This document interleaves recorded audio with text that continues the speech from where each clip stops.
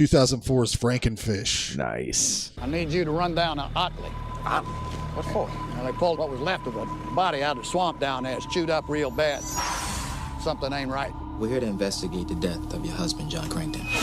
There's been a curse put on this place like none I've never seen. I'm getting out of here, and once I'm gone, there won't be nothing to keep that evil thing away. That is not a shark. So you're saying there's a swamp monster out here killing people? Look at the size of the scale. There's no thrill to compare with hunting something that can hunt you back. If we don't bother it, it won't bother us.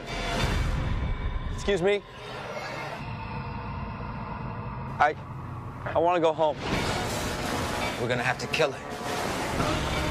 Let's go, boys. We ain't getting out of here alive.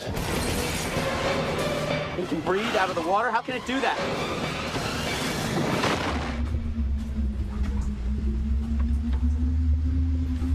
We are fish food.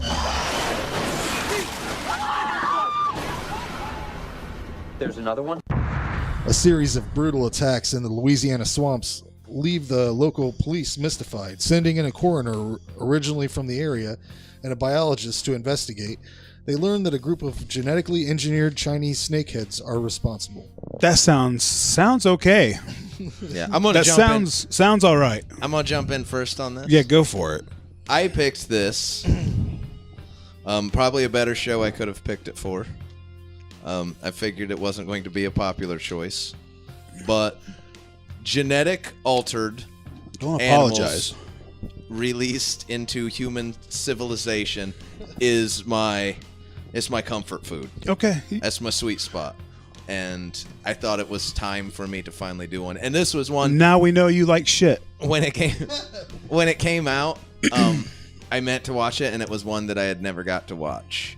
So I saw it and I said, it's time. And So this was your first time watching this? This was my first time watching this one. Oh my God, Jared! I've seen this like 27,000 times, and it's all because I keep forgetting that I've seen it. I'm like, Frankenfish, I'll check that out. That looks like some shit I'll watch, and then I'll play it, and then until I see the fucking thing at the boats when it jumps out of the water and shit, I'm like, I've fucking seen this. This is embedded in my skull. I know for sure I will never watch this movie again. I haven't watched it. I don't. I don't regret choosing it at all.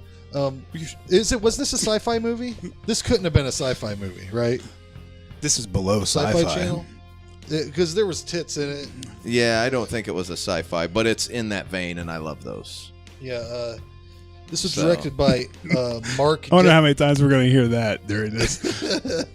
This is directed by Mark Depay, known for directing the 1997 Spawn film.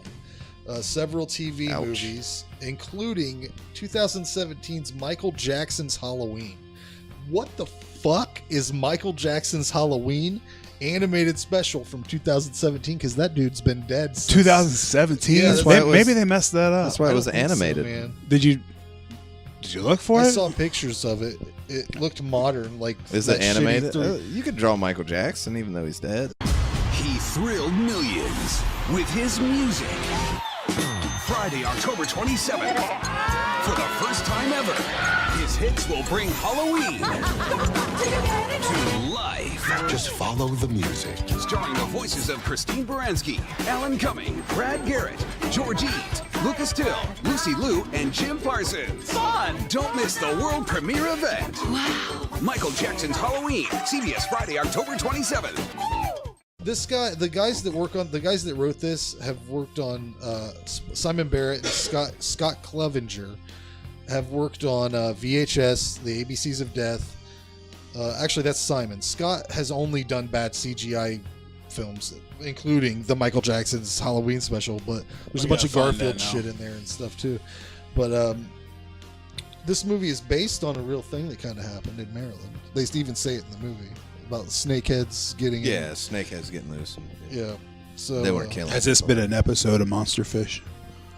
Might have. It's illegal to own one of these in the United States because they can go across the land. You know, so they're not that big.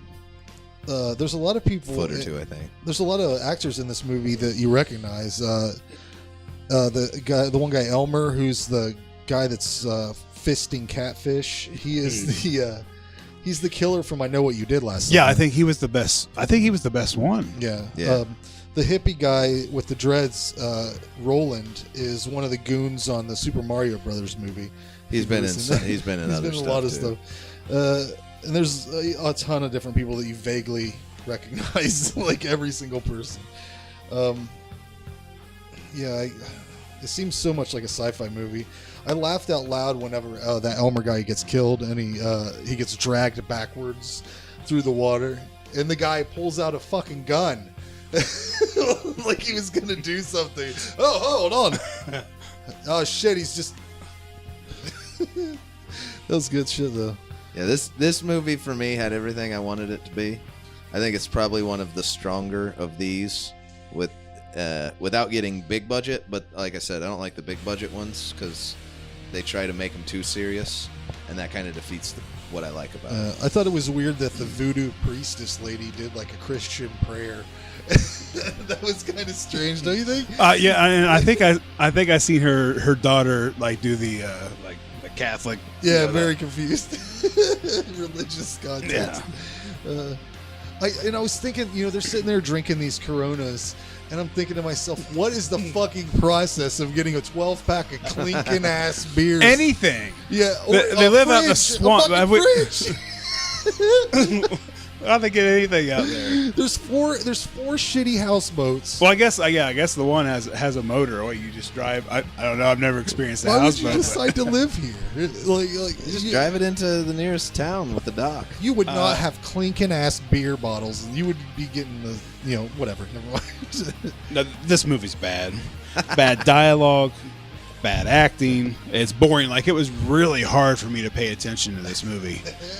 Like, I wanted to do so many different things, but I got through it. The CGI, god awful. I mean, liked the beheading scene. Whenever Roland gets his head bit off. Oh yeah. The audio, Jesus, I don't know what you guys watch this on, but I was watching it on my surround sound. On. So to hear the dialogue, I'd have to crank it, and as soon as something would happen, a fish jump out of the water. It rumbled my house. I mean, I had to hurry up and like the levels were even bad in this movie. Like this movie made Black Rainbow look good. It made Luther the Geek look like I would rather watch those two movies again than watch this movie again. So big compliments from Jason. I almost, like I said, I've watched this a lot of times, and I never know that I've seen it until I see the fish. Because up until 45 minutes in, I'm like, yeah, the fish don't look that bad. And then when it finally fucking gets out, when they get a nice solid shot of it swimming under the water, I'm like, oh my God, this is the worst cartoon thing I've ever seen. No, these movies are usually where I draw the line. Yeah, I like one scene I like in particular that shows what I like about these movies when after what's his name dies that kills the first fish. And he kills the fish. Ricardo or whatever? Yeah, Ricardo. He kills the fish. He cuts out his heart. Throws it on the grill. That. And then Ricardo dies. The propane tips over. The fire's building. And no one pays attention to that. Yeah, there's also I think there's also a shotgun there too. Yeah, this shotgun's sitting right beside it, and it heats up the shotgun. The shotgun goes off and shoots the girl in the eye. And the drunk guy's like, the house just shot her in the face. Yeah, I wrote that down. The house just shot her. This is insane. Yes. like I said, it sounds like it should be a good movie, but it's not. And it is. Like all that stuff, all that happened, that's fine. Like that, it's not what I like or what I don't like about these movies or this one in particular. I did like how they just there's a fucking fire right next to a propane grill, and not a single motherfucker, not a single one of these underwhelmed people, because there are people dying constantly, and they're just drinking and they're fucking laughing about shit too. Like if you just saw all these people die, you would not laugh about fucking anything. Yeah, that's just these movies are just solid formulaic, and I just enjoy the formula. They're all the same. All the deaths line up in the same thing. It's all the ridiculous kind of stuff. It's all the quippy one-liners after the deaths. There's always the guy who's responsible for it. You make it sound good, but it's not. It is. I really want to see the behind-the-scenes footage of them. And this is This is one of the better ones too. I wish that I could find. I looked it up too on YouTube. The behind-the-scenes footage of when the fish jumps into the fan boat and all those guts and stuff. I want to see the camera that is just a group of people throwing guts.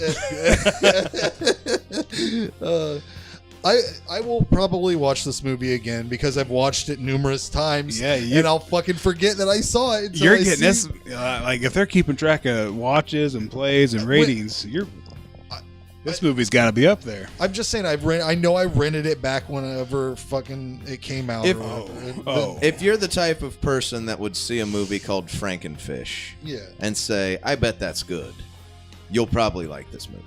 Probably. Yeah, I probably did like it when I first saw it. I gave it a 4 out of 10, so it is still in my wheelhouse. No, this is your baby. Go ahead. I'll end it. You guys are going to hit it hard. I'll end it on a positive note.